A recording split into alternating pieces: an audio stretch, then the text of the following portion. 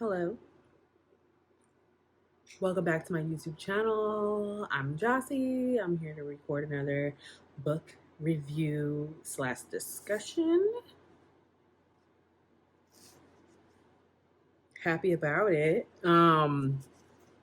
So this video, first of all, let's hand clap for me, is not the dead of night. You see that? You see that behind me? You see that? It's sunlight. Sunlight. Anyway, this book is called The Lake of Dead Languages by Carol Goodman. So, some history.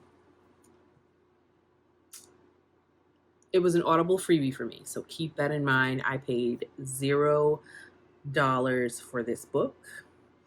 It is not highly rated on anything. Okay, so Goodreads, Audible, the Story Graph, the book is not highly rated, but that doesn't stop me from a free good time. And it shouldn't stop you either, because sometimes people are sheeple and they follow things, etc., etc., etc. But this was an Audible freebie. I did not pay for it. So keep that in mind when going into this book, if you decide to go into this book. Okay, so the book itself is about a girl who is on a scholarship at this boarding school, and she's in an interesting friendship dynamic. It ends, two of the girls end up dead. That's not a spoiler. I'm sure that's on the book jacket. Two of her friends end up dead, and they think that it's based off this legend of the lake of the school that they're at. The lake is called Heart Lake. So fast forward, she comes back to the school to teach while she's getting a divorce. And she is facing some of the same things that happened to her when she was a student. So people are committing suicide. She's a Latin teacher, hence the title of the book, The Lake of Dead Languages. Latin is a dead language. But she's teaching Latin. Some of her students are like following in the footsteps of like what happened to her when she was a student. So the basis of the story is her trying to figure out what the fuck is going on. Okay, so it is a very slow paced book, but it does keep you engaged and makes you want to know what's going to happen, but it is kind of slow. And like the author uses a lot of time of the book to describe the lake lovingly, which gets a bit annoying. So like you're in the book and you're on your fifth description of the ice on Heart Lake and the grooves and the point and the ice harvests and at the swimming beach part of the lake. And like girl, you only really had to describe it once, maybe twice. Like it's a lot of descriptions of the book. It's an overall strange read in my opinion, but still decent if you want to power through. So interestingly, I read the reviews when I was about halfway through the book, because I didn't originally read the reviews when I decided that I was going to embark on this free book journey. But I read the reviews about halfway through when I started to get some questions about what other people thought. And one of the reviews said that the ending or the twist, because there's like a twist, was predictable and she had it figured out, etc., etc. I didn't find it extremely predictable, but once you figure it out, you kind of figure it out and you know where they're going with it. But I didn't find the twist to be too early. Like I didn't figure it out immediately, but once it was put together in my head, I was like, But even once you figure it out, you still kind of want to see it played out. Like you want to see where she takes the twist, right? Even though you kind of know like the characters, the who done it, but you want the storyline of how they done it. So in that, I thought it was good because I still wanted it to play out, and I finished it because of that. Even though I kind of was like, oh yeah, I know who did it, I know the culprit, right? But I still wanted to see it play out. The twist is interesting, but it's not necessarily mind blowing. Again, it's mildly predictable. I don't think it was as predictable as that harsh review I read, but it was still predictable. The most annoying thing about the book, honestly, was when she's describing the terrain and the places and stuff like that.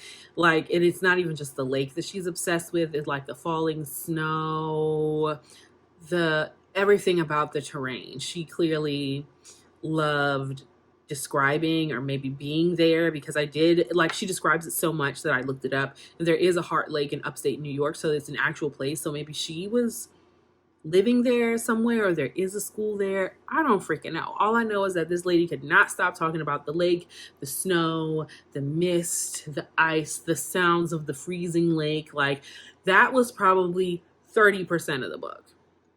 And it's a hefty read. Like, I listened to it. The reader isn't that bad either. I listened to it, but I want to say it was maybe a 300, almost 400 page book. So okay. So this part right here might be a little bit of a spoiler. So if you are going to read this book, you might want to click out.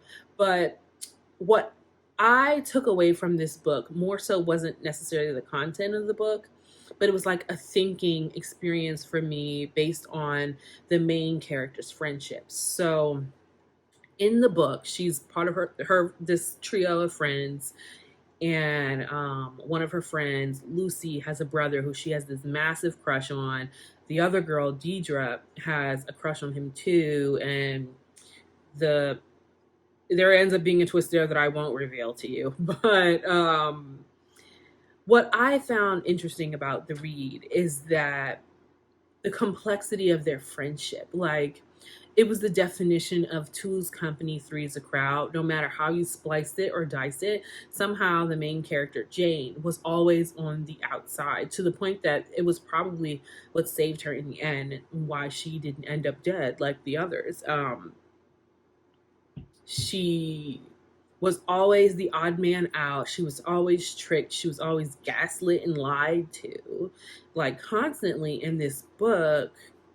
And it really made me think about how people can be so desperate, isn't in the right word, but so intent on finding connection because they're lonely that they ignore red flags like that. Like, there were so many instances in this book where Jane's best friend, Lucy,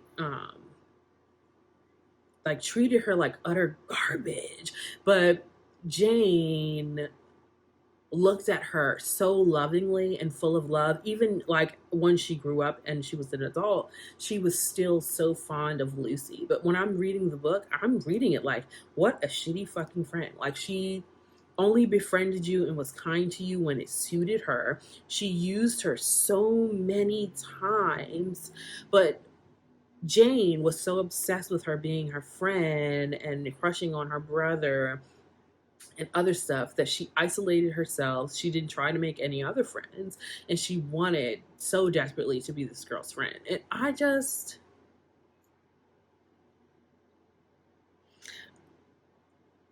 would rather, me personally, would rather be alone than to be gaslit like this girl was gaslit. And then, like, she was gaslit as a child, which you can excuse. We all have interesting dynamics as children.